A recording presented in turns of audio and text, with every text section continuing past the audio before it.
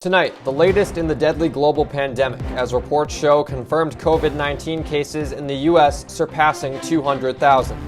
News from the Hill, we spoke to Vice Chancellor Mike Haynie about the university's effort to help students during the outbreak. This is one of those situations where history of this university, history of this community will long remember the decisions that we make. Find out what resources are available and how SU is dealing with students who violate social distancing rules. Plus, the deciding factor for the class of 2020 is graduation. All that and more coming up. SU has manufactured and donated 100 face shields to Loretto Health and Rehabilitation Center. Good evening, I'm Liam Crowley. In an email sent to students, faculty, and staff, Chancellor Kent Severud praises the creativity and resilience of members of the campus community. He also named some of the many virtual resources available to students. Students can stay connected with their peers at Syracuse using a new virtual events section in the university's events calendar. Severud also says that several SU units are offering virtual services, including career services, international student services, cultural centers, and more. The university is extending the deadline to select pass-fail for classes. You now have until next Friday, April 10th, to let your advisor know. This comes on top of the original extension of April 3rd. According to this email sent to students earlier today, many people have asked for the deadline to be extended even further than the 10th. However, the university says it cannot do so as it would delay reporting grades and therefore delay the certification of degrees for graduating seniors. Vice Chancellor Michael J. Haynie has been in charge of Syracuse University's COVID-19 response since day one.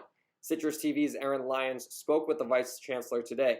He spoke about how this time is a historic moment in the university's 150 years. Is there a process for students to report to the university if they do catch COVID-19? It's important to understand the university itself does not have the legal authority to actually require a student report to us. And that is the same thing that's true of an employee. So we do work closely with and in a sense rely on the county health department to notify us if there is an SU-connected person that tested positive, and if there is then a risk of potential exposure to other SU-connected people as a consequence. If there's not a risk of exposure, I would argue it's even a violation of that student's privacy. You know, one of the things that we're really focused on is how do we build a positive, supportive student experience now that we've made this transition to a virtual world. So many of the Barnes Center, if not all of the Barnes Center counseling resources, mental health resources, et cetera, have transitioned to that virtual world. Some seniors have kind of mixed reactions to the survey form, but how is that survey input going to be used in the process of deciding what kind of celebration the class of 2020 gets?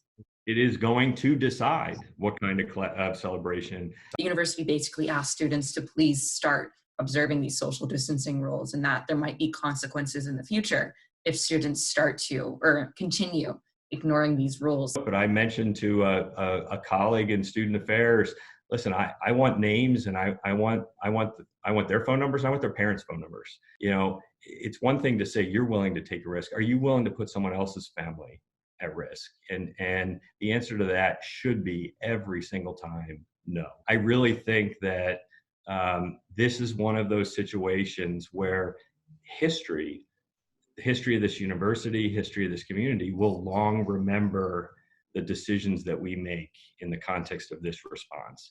For me, that's the lens that I'm applying to these. Throughout the past month, thousands of SU students have had to pack their bags to go back home. For some, this meant the end of their semester abroad and a rush to get back to the United States as President Trump imposed new travel restrictions.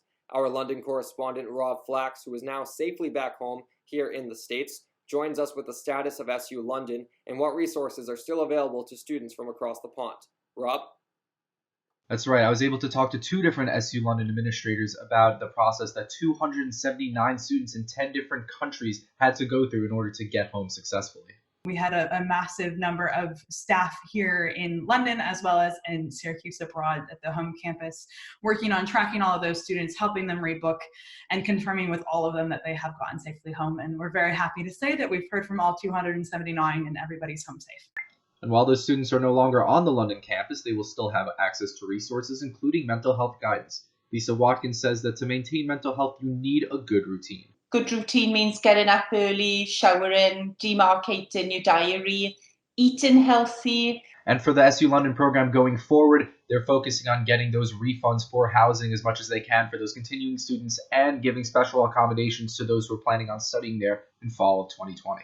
We are still actively in London working really hard to recover as much of the costs as possible, expenses. Right now, we have an assurance plan in place for every student who has applied to come abroad in fall, so that they have a quite long period of time until the semester starts to be able to pull out and get a full refund, including their application fee.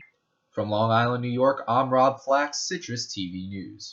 SA will still be holding their election this month and plans to digitally send students all the information they need to vote properly. Citrus TV reporter Carmella Boykin spoke with SA candidates Sadia Ahmed and Yanen Wang about their platform and how they plan to keep up their campaign.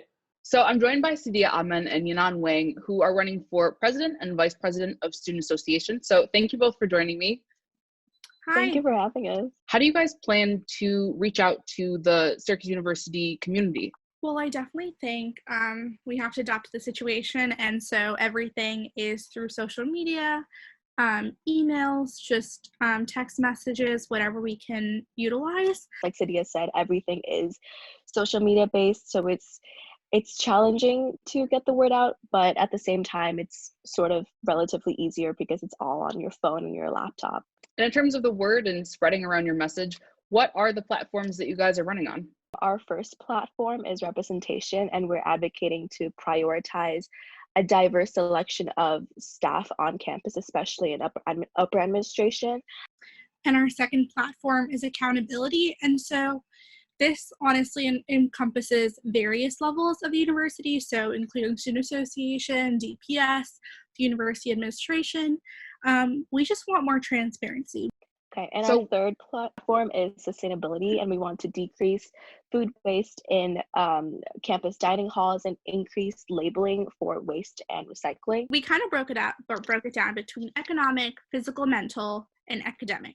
And is there anything else that you think is important that Syracuse University voters need to know going forward? Advocacy, when it is done right, is going that extra mile to sort of adjust to the growing needs and concerns of the student body, whatever it might be.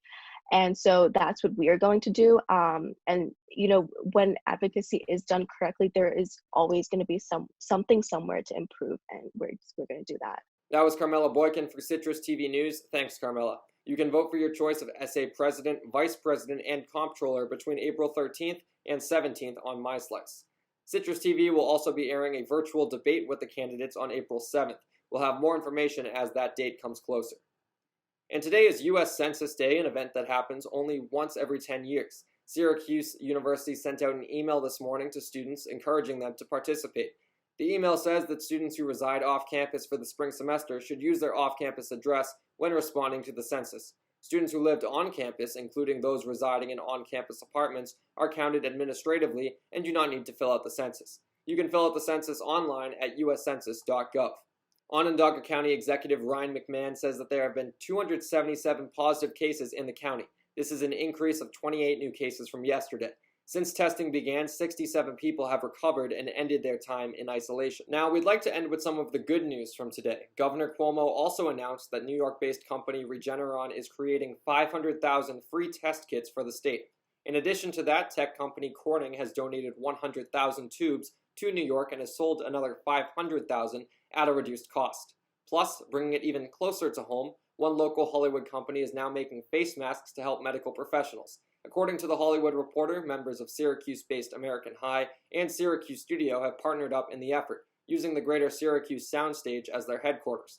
By the end of the week, the team hopes to deliver nearly 5,000 masks.